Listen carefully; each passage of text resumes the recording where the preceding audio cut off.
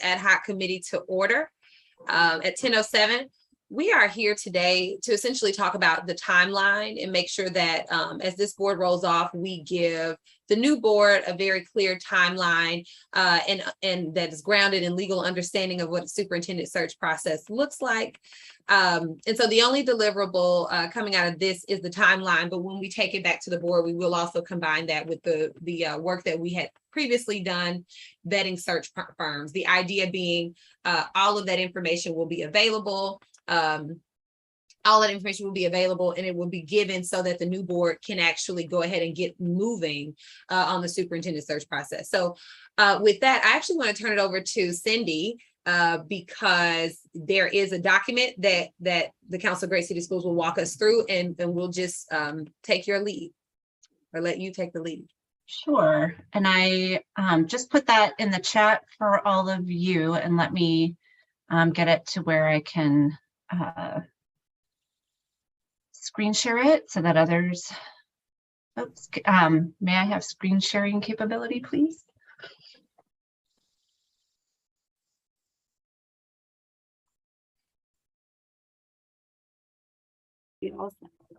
Okay. So just give me a moment here. I need to get it up in the right place so that I can take you through it.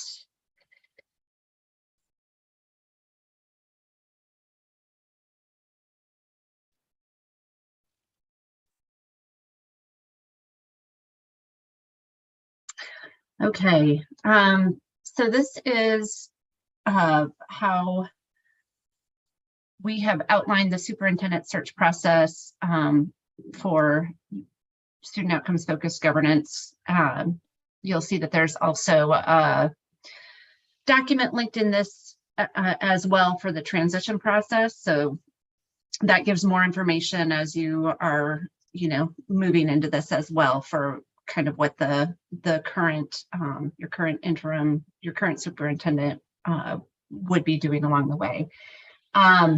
Essentially, we talk about attracting talented and effective staff, that's an ongoing process. It's about it's about the transitions that you all are making, the student outcomes focus that you all are bringing, and how the board interacts is important as far as attracting effective and talented staff. And then always thinking about who would be a great fit, never stop being on the lookout for great talent. And then your expectations pre-search would be to clarify inbounds and out-of-bounds behaviors during the search. So that is something I would recommend you all doing with your board. Inbounds behaviors, it's essentially setting up expectations or ground rules for the board as the search progresses. So, it might be one point of contact for when you have a third party decided and defined, so not all board members are going to be contacting the search firm. Just different things like that.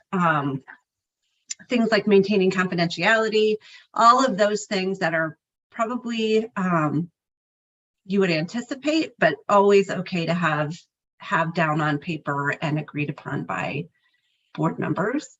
And I'm sure Dwayne agrees with that confidentiality.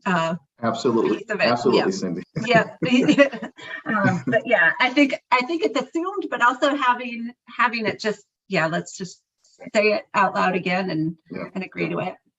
And no matter how many times I've said this, it still have not. Sometimes it's not worked. So it is important. It is very important. And especially when you're thinking about the superintendent search process, and the public is always going to be curious about who you're looking at, and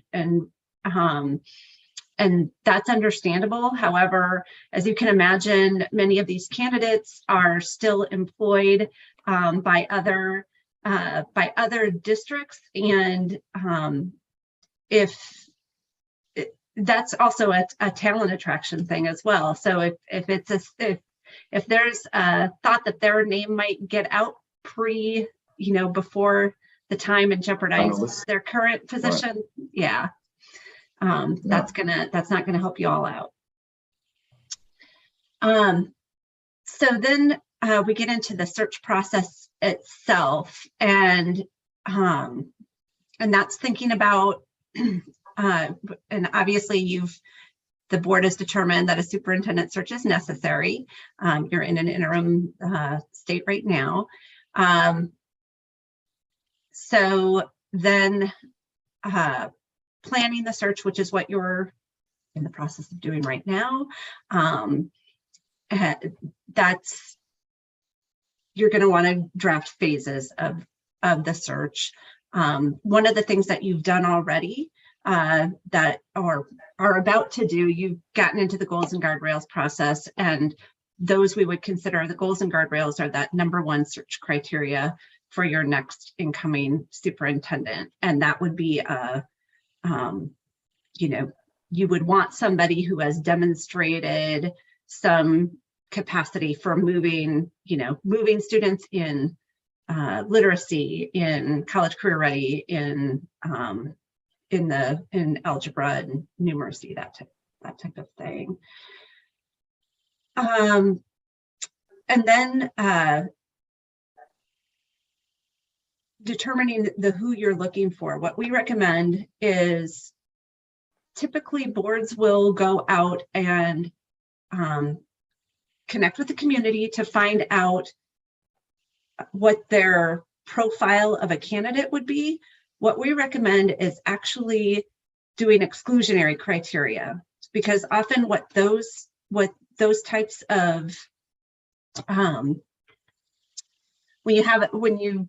when you do that, it often comes up with the same things. Like, we want somebody who is a good communicator, who is transparent, who is available in schools, all of those things that really don't narrow down what it is you're looking for. But if you have exclusionary criteria, like we want them to have been a classroom teacher for at least 10 years or that type of thing, that's going to help actually weed out candidates, whereas the other gives up qualifications that a lot of people typically can meet. Like it says, the right here, that list tends to be super generic, and no matter how good the feel good list is, it doesn't help you narrow the field, and that's what you're really going to want. And again, most important criteria: board's adopted goals and guardrails, and evidencing history of leading a system in some way, shape, or form. They maybe it's not as a former superintendent, but as as a principal, as in whatever leadership capacity they've been in.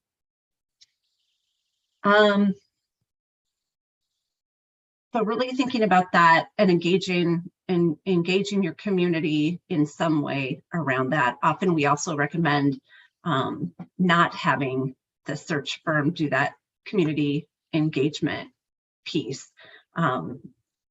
Just in general, we recommend not putting another party between the board and its community. So that's something you all will need to decide as well, as far as what your search firm is actually going to do. Search firm or a legal counsel that operates in search firm, or has experience with superintendent searches. And then it would be a matter of developing the candidate application. And that's where you might seek insight from the search firm, from legal counsel and HR leaderships.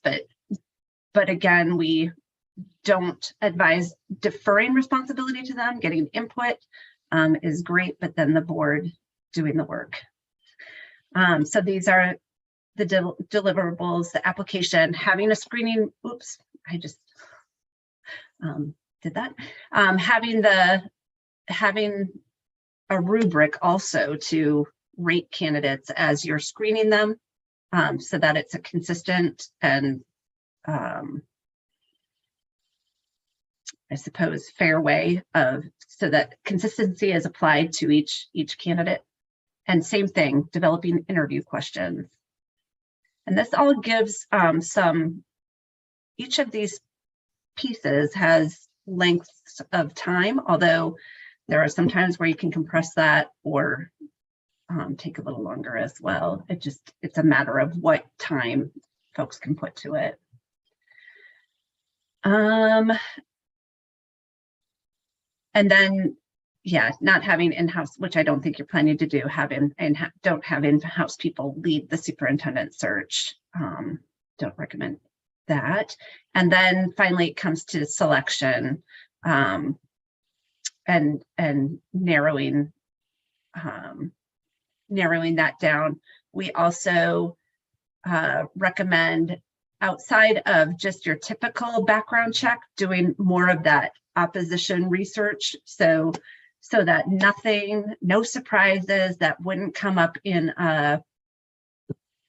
your typical background check. So you don't have surprises come after you've selected that person.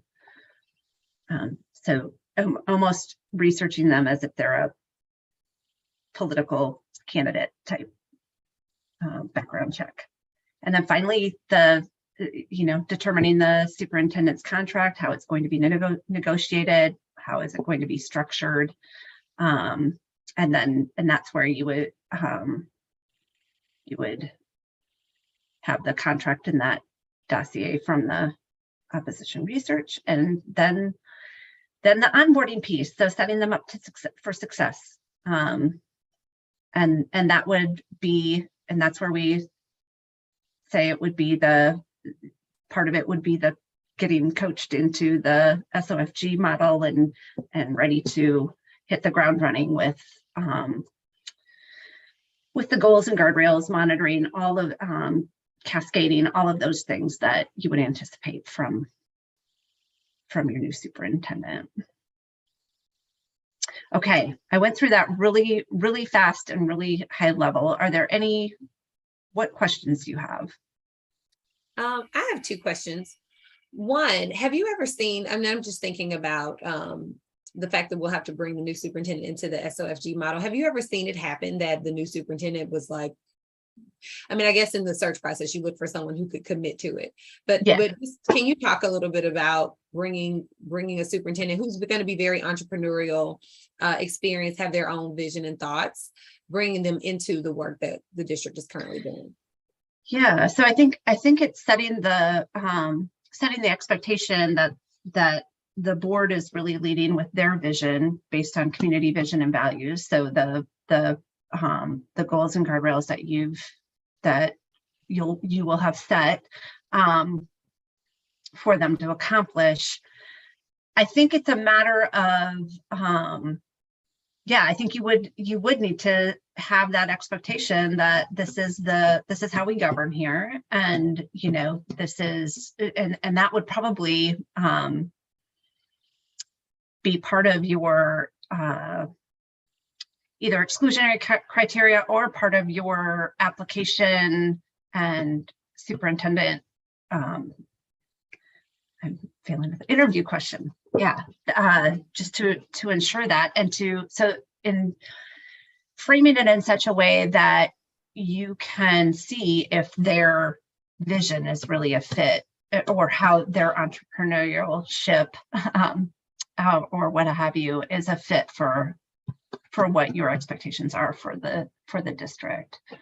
Okay, and that leads me to my set. Well, I have actually kind of two, but this one is more in follow-up to that. And it may be a question for Dwayne. Is there a standard like application, or do we actually develop one? Like, is there a standard South Carolina superintendent application, or do we have to develop that? No, there's not a standard. Generally, you develop that with whatever search firm that you're going to use, because you want to make sure they include in the application process some of the things, like as we're speaking of today, that those are included. So the superintendent, the candidate will know, what y'all are expecting, and if they're a good fit for the district. Okay. And then the last question I had is, I noticed that you all actually have times on all of this. So do you recommend just this timeline that you all typically use, or is there, just thinking about the deliverable today and, the sort of remaining 38 minutes that we have to either construct a timeline or sort of start with this one as the baseline? What would you recommend, Cindy? So I think you can start with this as the baseline and then determine if there are places where you might be able to compress some of those activities based on perhaps some of what you've already, if there's any work that you've already put towards some of these things. But I think, yeah, framing it out first on this timeline and then working. And part of it too, if you have like a date certain that you want to have, that the board has decided that they want a superintendent to start, working backwards from when that person would actually need to have been offered the position to now, and using that also to figure out where things could be. I think well, I'll stop there to give it to anybody else that has any thoughts and opportunity to jump in, and I'll resume after some other folks have spoken. Sure, I have a couple questions. So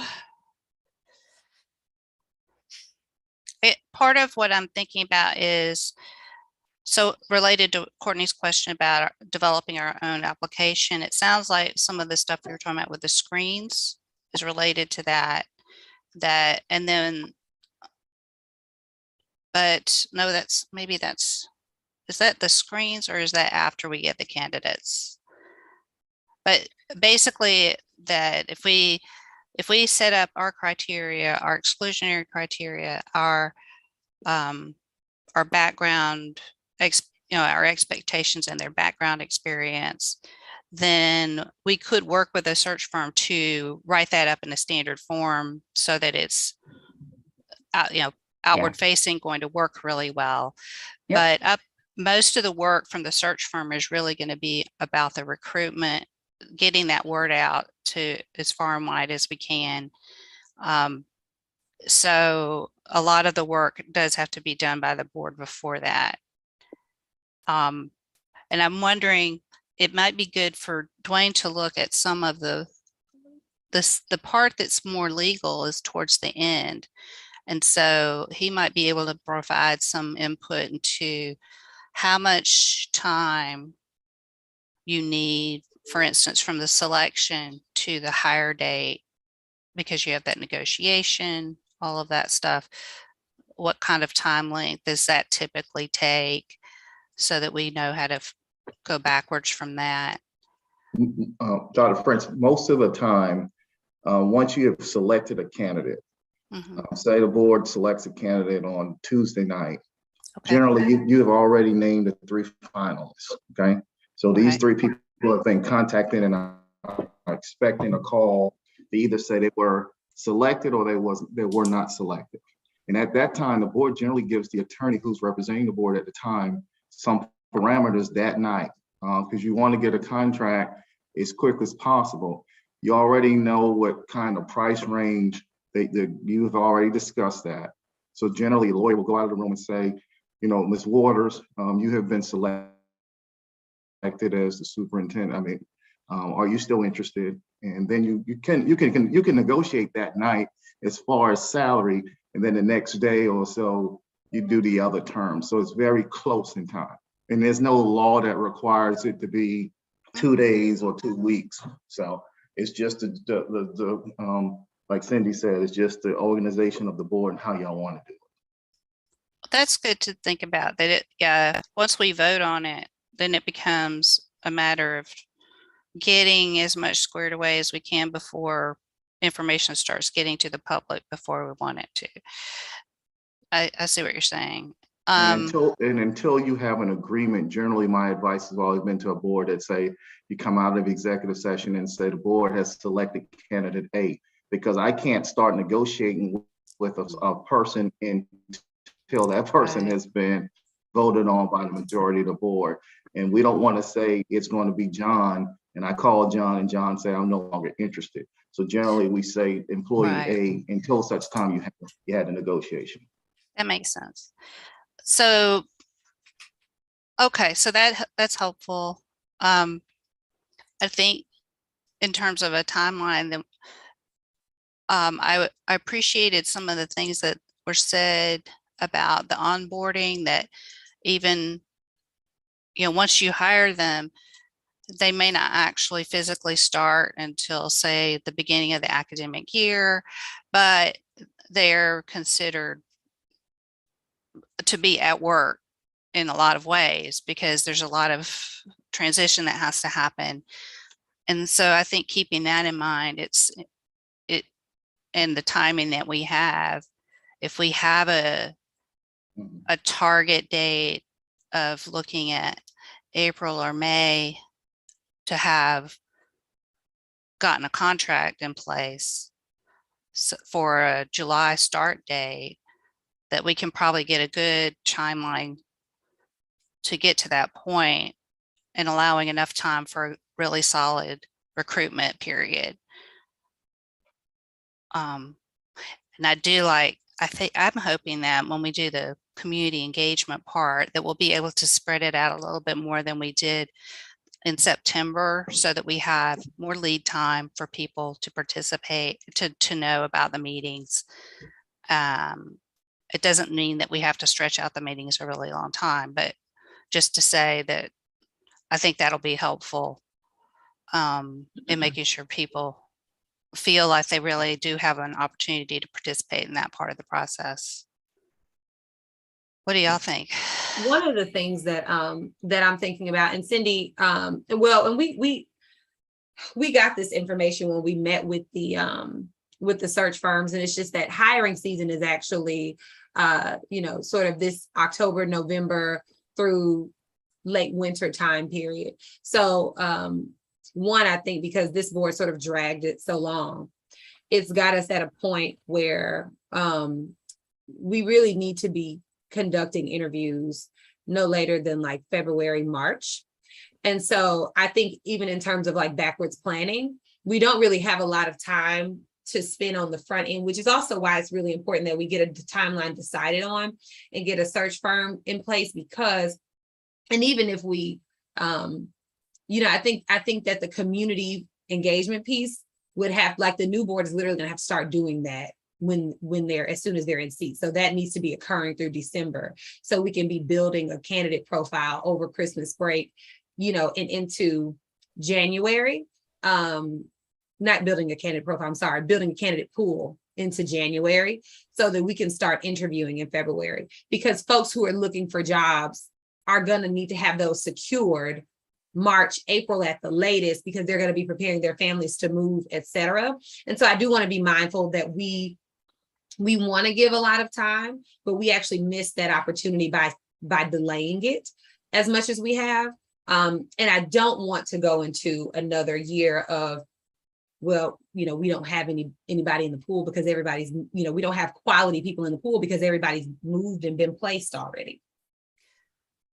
So I hear what you're saying. I don't know that it makes sense to hire a search firm before we have done the community engagement. We know what all of our criteria are, because that's going to impact whether a search firm feels they can help us do that job. I also have gotten feedback from at least one member on the previous ad hoc committee that was looking at the search firms. And my impression was that they heard that the search doesn't have to start that early. Like, getting into the winter is not a problem. But if we don't give this board time to really nail down their application and criteria solidly, then it's going to mean that the search is not as good for our district. So while I I understand your urgency to get people interviewing February, March. I also feel like we need to have a long enough time for a search, January to February, so that we have, for the recruitment part, where we're really looking deeply as far and wide as we can to get a good pool of candidates. And you're right, people are going to be looking, but I don't think that most of people are going to be hired out from under us in February. So one, I think we know there's a lot of opinions here. That question was actually directed to Cindy because I'm really sort of looking for, because she's seen a lot more than you and I have, and what are the thoughts around one, the possibility of building a good application for taking a month because what I'm looking at is you all actually have 2 weeks recommended for building the profile. Another 2 weeks for, I think, the board, the law firm, and the communications leader to kind of get together around what comes from the community. So I think this board and all of this, like we need a bunch of time, month, 3 months, et cetera, I think has to do with like some, there's different degree of experience in interviewing and hiring folks, and it doesn't take 3 months to build a profile. So No. Cindy, I guess I just want to ask you to weigh in just on whether or not you believe it's realistic, as long as we equip the new board, that they can engage the community in early December before break, and we can sort of get that application out in January, February, we've really built a strong candidate pool, and by mid to end of February, we're interviewing. Yeah, so I think it depends on how you want to engage that engagement to look. I think for superintendent searches, sometimes it might be a survey, basic, survey questionnaire getting out broadly, and then some focus groups, similar to what you did, but advertised, and the ability to get them out and out to the public with a little more lead time. That is also something, and we can support that in the same way that we did for your goals and guardrails work as well. So just wanted to put that out there. So I think it depends on what you want the community engagement piece to look like, and how many of those actual face-to-face sessions you're looking to have, how it's and if it's going to be more of a focus group situation and then a broad survey, or what that mix of things to ensure that you get some representative feedback looks like. And then I think my suggestion basically is to have somebody sit down, and I don't know if that's one of you, however it can work, to actually put together what a timeline could look like, and what you think it could be.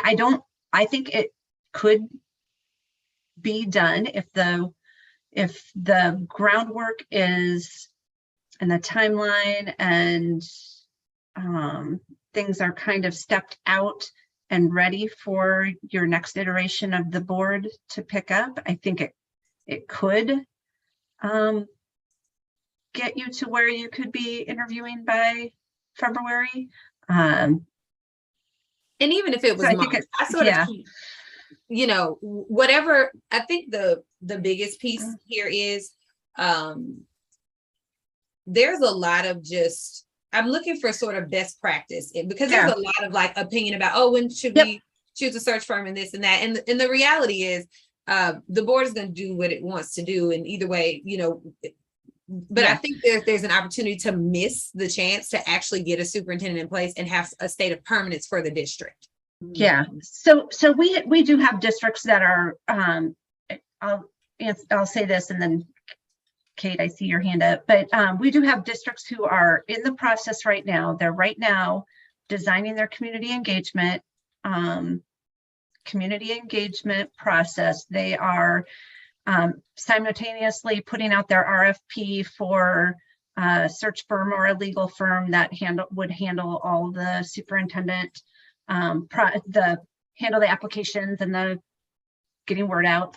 And they are anticipating getting that accomplished to have a candidate named by April as well. So and there are boards, I think it was Anchorage did it on that last year, did it on that similar timeline as well, got started about this time and had somebody I think named by late April or early May. I can't remember exactly how that went. So it is that timeline is possible, so long, some of those things might overlap and not be one gets done and then you do the next. So yeah. Kate. Yep. So since I've been through this process with this District 1s, I think we'll find that most or all of the search firms will have a candidate pool that they keep working with all the time. They certainly, when the board comes up with what our profile is, they could go out and find people, but I think we won't be starting from scratch. So that's a plus. And after going through that process, I would hope that our board will recommend strongly to the new board that they use a search firm and not the South Carolina School Boards Association. And because I would hate for Hey, somebody. I'm so sorry to interrupt you. I just want to ask Maggie to let Lauren into the room. She's in the waiting. But I think, with a new board that's going to hopefully have 2 continuing members on it, I could see people saying, oh, we want to save money, so let's use the School Boards Association, who have really great skills, but not in the search process. So I hope that's strong. And I think on the community engagement piece, I think the piece that what we just recently did with the council was wonderful. I agree. It would be nice to have not had to do it so quickly, and I think in Charleston, you might get more people to turn out. You might not. I think people who feel strongly about stuff are letting us know. I think the big thing for this search is really going to be, does the community want, and which I hope they do, the community wants somebody who obviously has experience, a proven track record, who's an out of the box, innovative, can do something that's nothing been done here before, or does the community want the kind of traditional things that we've always had? So I think that'll be by doing those exclusions, we'll find that out. And also just from input from people, because I think we're kind of split out there in the community of how progressive does the community, parts of the community want us to be. So I hope that would be clear. So the board will have clear marching orders and be able to go out and find the best superintendent. So that's just my insight. I think if we put a timeline together, give them the recommendations that we have, do whatever we can do before November 8th, that if they can do the community input and select a firm, Courtney, your board, that board should be good to interview and have somebody selected in the spring. Yeah, I want to follow up on that and mention that I do think the big thing I'm concerned about is, so one, getting the timeline and just making it clear to the public and everybody, so people kind of also can see the field and like what's coming, and it's really pre-advertisement for ways to engage. But then if we, because I have come to realize there are varying degrees of feeling around the search firm selection piece. One, it needs to be selected before the application. I do think it needs to be selected soon, but what I think could be helpful is if we're not going to vote on a selection on a firm, we need to package the process of what we did, because the concern is we will lose tons of time if the new board says, nope, we want to go and look for our own search firm. That took us like 2 months of work to even get there. And so I think Kate had shared some notes We had narrowed it down to 3. Perhaps we, one, include all the firms we looked at, the notes on how we got to 3, and then literally make that a priority in one of the initial, like the first opportunity to vote. Because I think, Cindy, from what I heard, we could simultaneously do the community engagement and be selecting the search firm. So if the community engagement is happening in December, and I think the new board doesn't come to a meeting until the end of November, if they get that packet sort of end of November meeting and says, we're going to have selected by December, by the December 2nd meeting, the problem the question I'm having around that is, I don't know about that. Kate, where did we land on the 14th versus because it seems like they're not going to take seats. So what I asked is, could we do the installation so you guys, on the Bible, that kind of stuff, on the 14th. So we're all there. It's a board meeting. I mean, that's the November board meeting. And then, but they're real, and the policy, the way I read it, says there can be some overlap, but there would be overlap. And if the election was certified on the 10th, then on the 17th, you guys would have already been installed on the 14th, but you're the board on the 17th and we're not anymore. Because that's what I would like to do it have the installation at a meeting. So you want, I'm sorry. Yeah. So the installation on the 14th. Now that I don't know, like at the end of the meeting, I don't know that, because based on the interpretation or based on the way the law is written, I'm sure not everybody does this, but the board has to be installed exactly has to take effect or take office 7 days from when the election's certified, but you always can't control when the election is certified. So, it might be the 10th, it might be the 11th. Yeah. So it's within 7 days, right? It's not within, that's not what that's not how the policy reads, unfortunately. The law? Yeah, the policy I think is the same as the law. What do you mean the installation? Of Like the new board.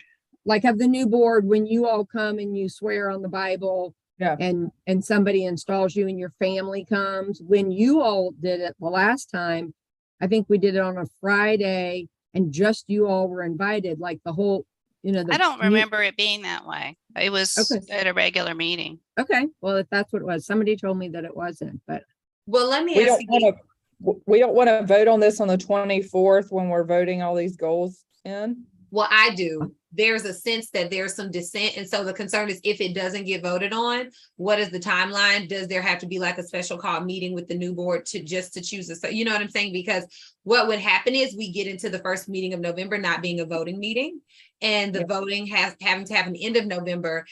And then the search firm gets to work, and then we build the candidate. So we're just losing time because we can't get this board to decide. What's the to dissent? protect time.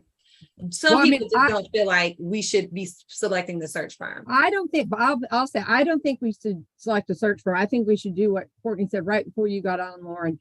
Just package everything really well, not overwhelming, have all the materials that the search firms gave us so people can review it, but really make sure, even if we need to get more information from the 3 that we recommend, my God, we can give those to the board, the week they're elected if we want to, so they can start reviewing stuff, and then that can be one of the first things that they vote on. They could do it on the problem. I actually agree with Courtney that I think we need to move forward with this on the 24th, because the time has been put in to select those 3 firms.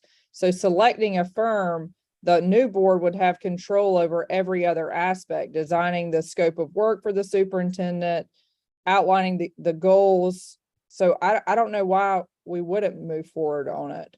Well, Wait.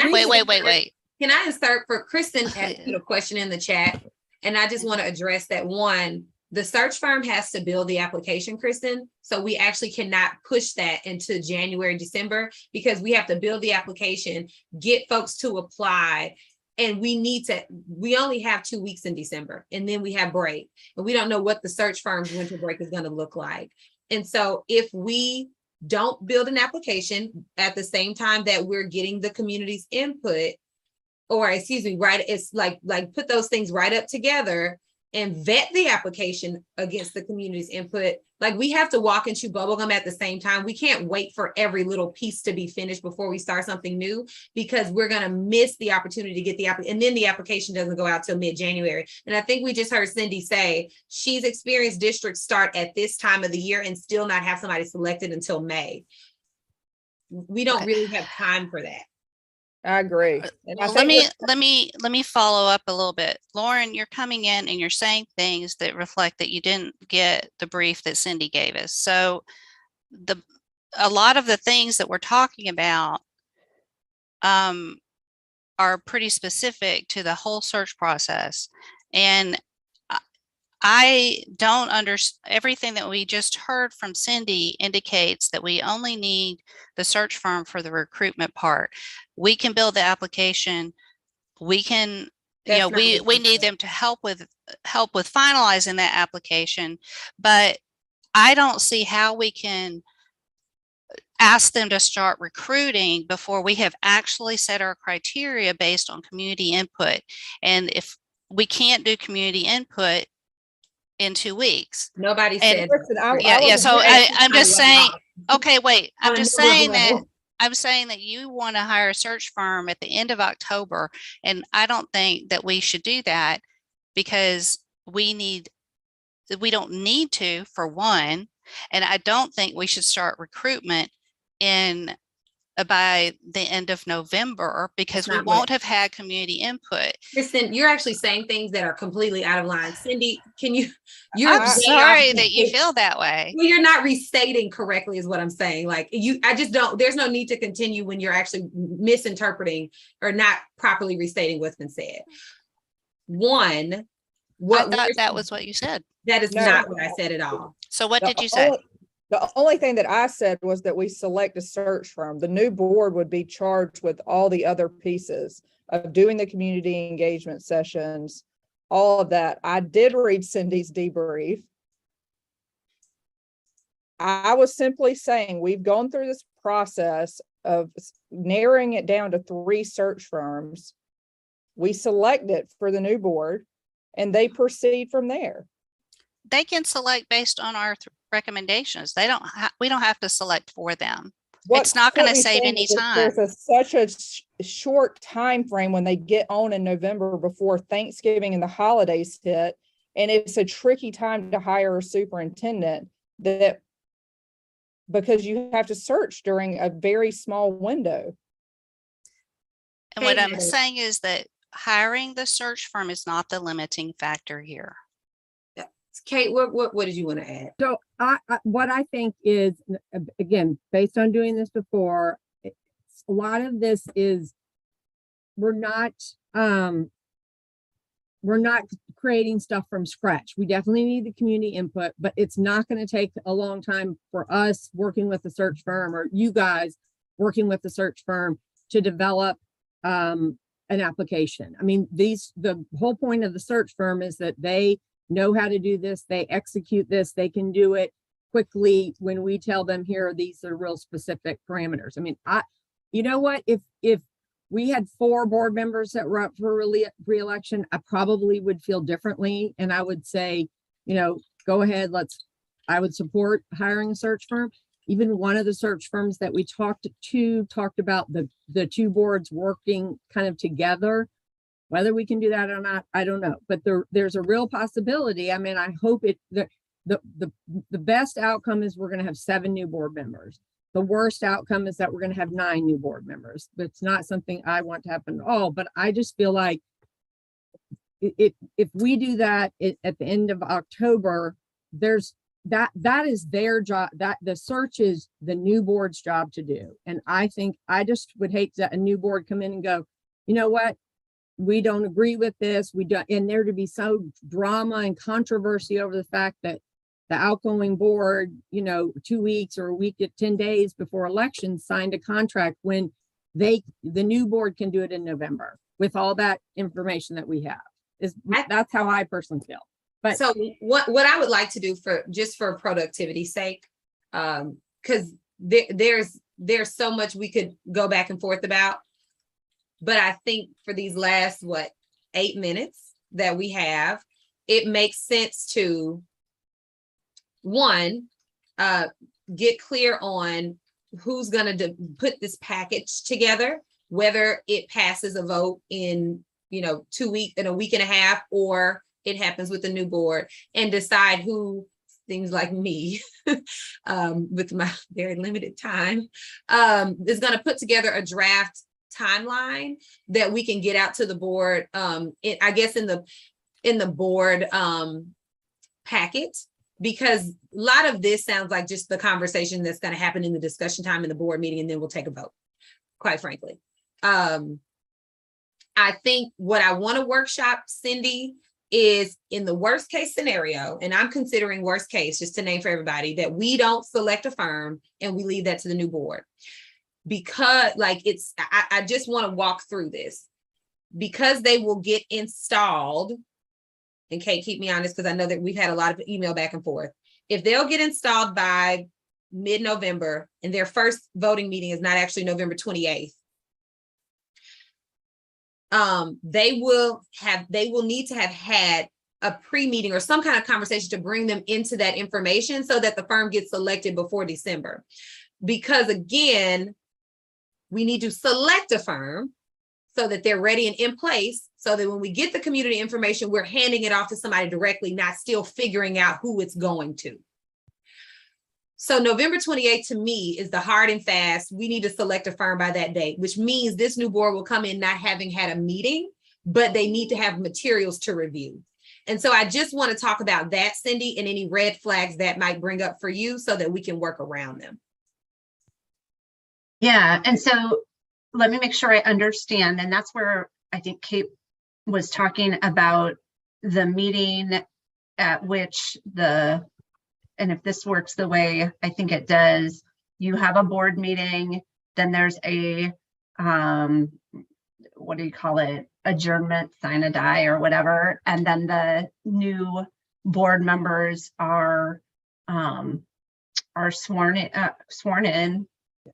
And then they have generally there's probably a roll call, and then they probably elect I don't know if that happens there. They do. They elect the chair leadership and vice chair. And vice chair, yeah. and vice chair, and then there's a roll call and they adjourn.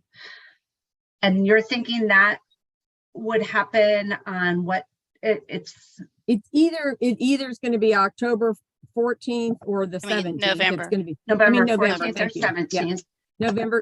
By November 17th, and then they'll have a meeting on the 28th. And one thing we could do, y'all could do, is we could go ahead and schedule like a workshop training. That's what I'm trying to get to. Before the 28th. That's a good idea.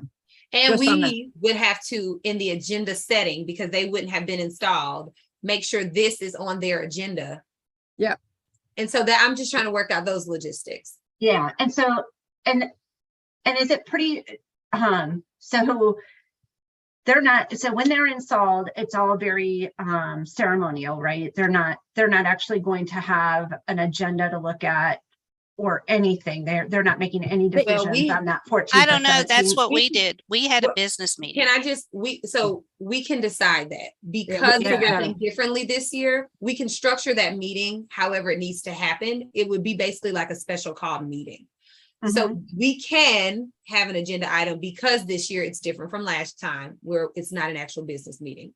If it's a special call meeting, we can structure that agenda. So, and I think what I'm thinking is that if the determination is that the new board makes the decision on search firm and what have you, having the timeline, a timeline kind of nailed down, having all of the information about the 3 search firms that the board has gotten the RFP information or whatever on, and just having all of that ready, actually, and I'm sure Dwayne would know. I don't know if there is ability, once I know the election needs to be certified, but once you know who has been elected, ensuring that all of those folks get get the information to review the minute That's they're all. elected, and then perhaps they could be, if you have it all packaged up, perhaps they could be in a position to make that decision in their very first meeting. And Cindy, you're right, it's possible.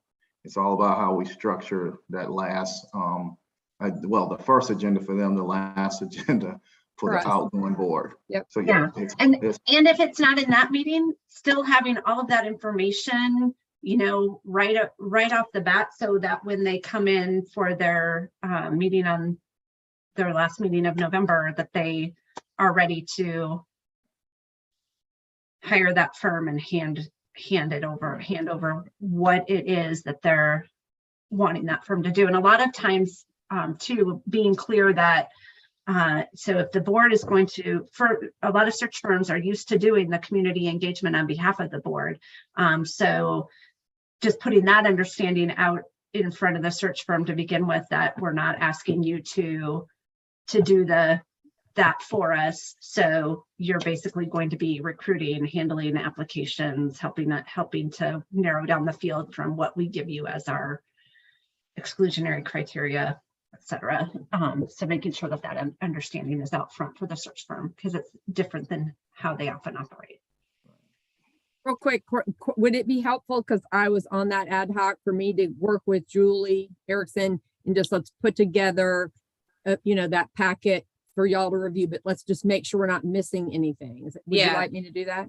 I'd really appreciate that, and would love for it to be, because we said we were going to put it on our agenda. I think we just have a vote. Like, if we could put the packet together for our next agenda to vote with the timeline, if folks say, I want the timeline, I don't want the thing, it's just gonna have to go to a vote. And Kate, let me know when you're doing that. Let me know if you have any questions or anything. Oh, that for we sure, need I for. will. Okay. I will. And then Okay. Cindy, I will send you a draft of the timeline. I've got some time. I don't have any time. I'm gonna try to get one done tonight and send it to you tomorrow morning. And I I'll just copy the made a ad hoc few committee. notes and I can share it with you if it helps you. So to just, and you can do whatever you want with it. I'll just share it with you. No, thank you. Thank you so much. Dwayne, is there anything that you're hearing that it sounds like, I know we're taking a huge hunk that typically happens with the search firm off the front. That seems like the main nuance. Did you hear anything else that we need to be thinking about? No. Okay. No. Okay. Yeah. It's just, I think it's just important, and Kate has been a part of this. The search firm is what you make the search firm. All right, you in control of what you're asking the search firm to do and what you're expecting out of the search firm. So as long as the board is on board on what the outcome is and the outputs are, you're fine.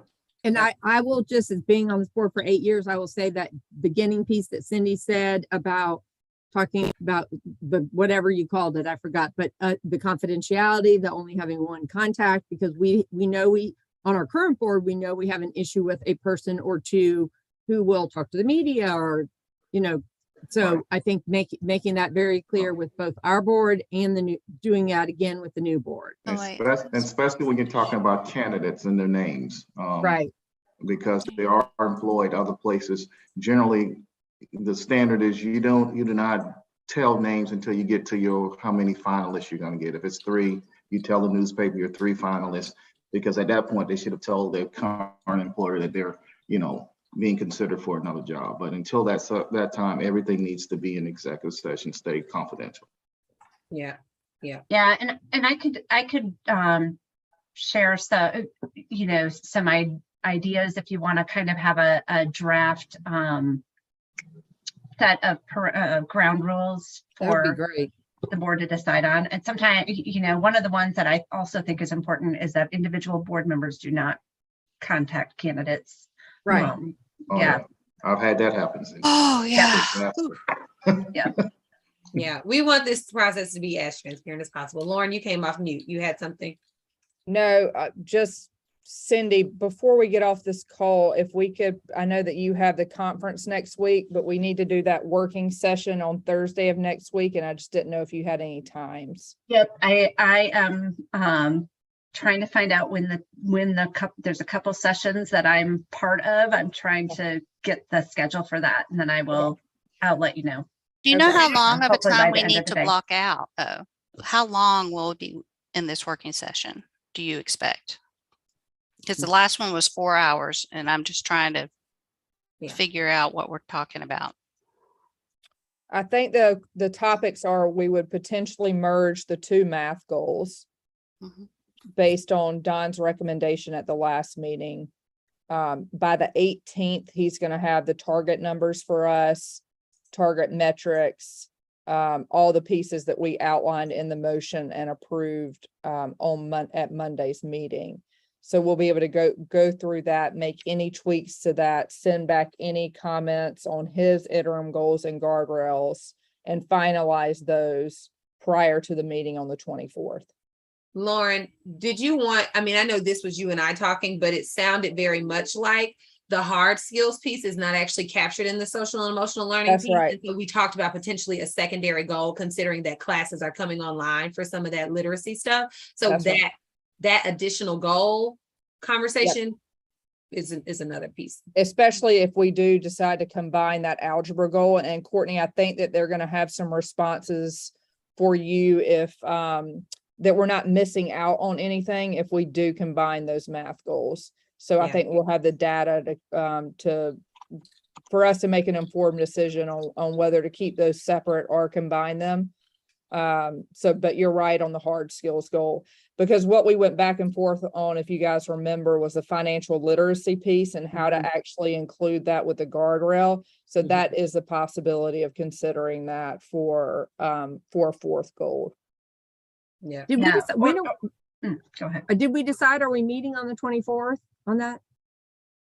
At the board meeting. At the We're board gonna- meeting. At the We're board good. meeting, but when's the other meeting, the meeting before the other meeting? October 20th. Next Thursday. Yeah. A week from today. Okay, what time, do you know? We don't, that's what we're trying to figure out right now. Oh. I'm gonna be out of town. I could Zoom in the morning, but otherwise I'm probably out past 11 or, So the So- council has a conference in oh, Orlando that's right. next week. And so Cindy has several sessions to do. So she's trying to Okay. identify gaps in that schedule. So Okay. we can move forward with the working session. And that would give Don and his team time over the weekend and the remainder of that week to make edits and get it back to the board for review prior to the 24th meeting, that we will ultimately approve those goals and interim. Okay. One of the things, and I don't know if it's all right if I say this right now, but one of the things I think that I would suggest the board consider is to be more explicit about financial literacy and the guardrail rather than a goal until you know what the state is bringing forward. Because what they bring, I think that would kind of be, because what they bring forward as far as that financial literacy piece might be very quality, or it might be something that you want to augment with something else. So Cindy, would you recommend within that type of guardrail really defining some of the hard skills that the students express? So around kind of communication, both written, verbal, along with the financial literacy, like specific examples? So, and are we talking about like the soft skills plus financial literacy, adding Felt that like to the soft skills really encompass what we were trying to express as far as that social and emotional learning piece, conflict resolution, being a well-rounded student. What we didn't feel like it encompassed were some of the just learning that needed to happen in school for students to be college, Yeah. career, life ready. And that included communication, that included financial literacy. What were some of the other, Like self-advocacy, yeah, a lot of just the things, the Job student, applications, all students, that yeah. stuff. right? Yeah. Students specifically said, I want to know how to function in the world. Yep. And we are not actually capturing that anywhere. Okay. Yeah. Okay. That And language parents needs said the refinement. same. Yeah. All right. So with that in mind, I'll think about it a little more, because maybe there is something. I'll think about whether that could be more explicitly stated in the guardrail, or Now, understanding that it's additional to the financial literacy piece. I Give it don't some think thought. there was anything that would take this meeting over 2 hours. I think based on the metrics, we can land on whether to consolidate the math goals fairly quickly.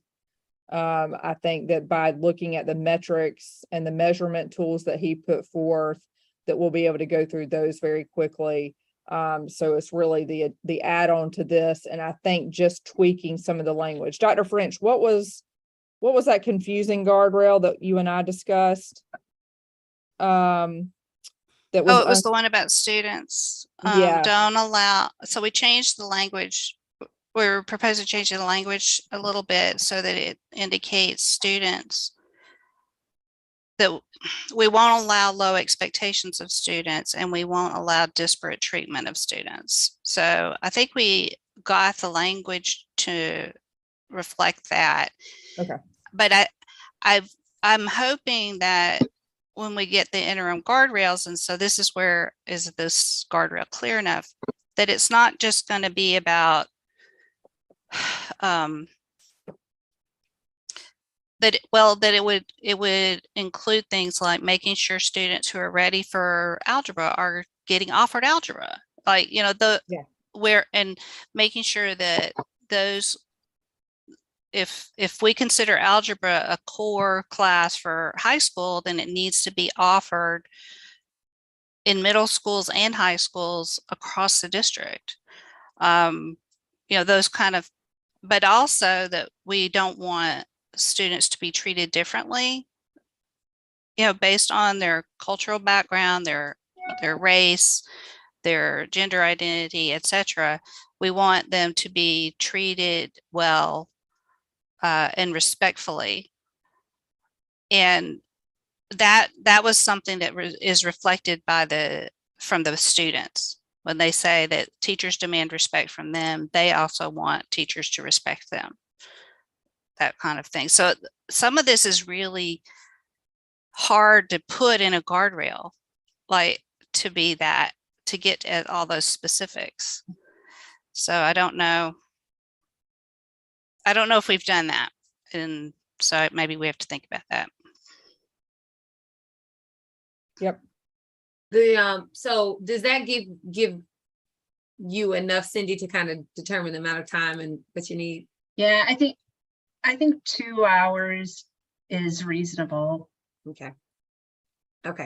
So we'll just keep in mind that we will be sent something for a block. I would ask that it not be in the morning. I know Kate needs it to be in the morning. If I have to miss, but I do. No, it's more important. No, it's more important for you to be there. I can talk with one of you guys beforehand. I'm very confident in the direction you guys are going in on this. So you do it at a time that you can do it. I mean, I'm on vacation in the mountains, but I can talk with one of you guys beforehand. Can That's we okay. also lay out the options for the superintendent search form, just to be able to talk through that as a board? Like, here's the scenario based on the new law, just a timeline. It's not That meeting? I don't think so. Yeah, I don't think Not a we should new do it law. at that meeting, but No. it's not a new law. It's a law that's been there. It's just been the interpretation of the law. So Okay.